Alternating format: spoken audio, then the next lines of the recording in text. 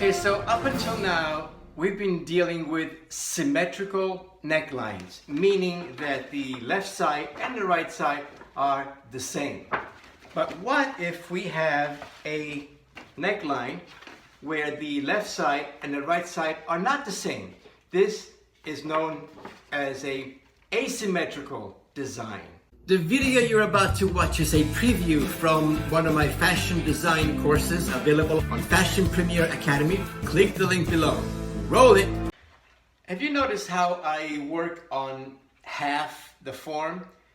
And that's because once you have half of the pattern, by placing it on the fold of your paper, right, and cutting it on the fold, you have a perfect symmetrical design where both sides are precisely the same.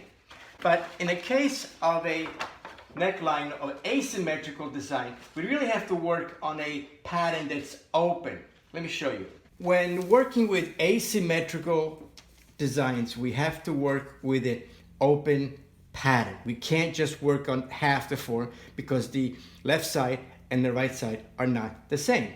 So we have to figure out the shape of our neckline, and you can use your tools to help you. So let's say we want something like this.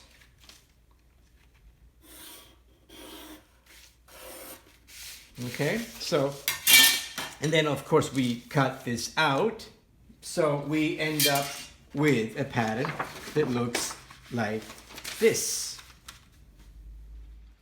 What's important to keep in mind is that the rest of the pattern, your side seam, your armhole, part of the shoulder, is exactly the same.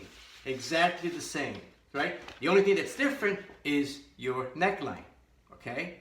And to create a facing for this neckline, we'll use the same technique, the same system as what we did for the V-neck. We measure 2 inches all around.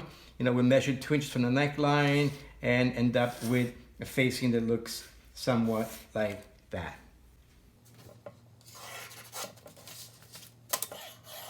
Thank you for watching this video.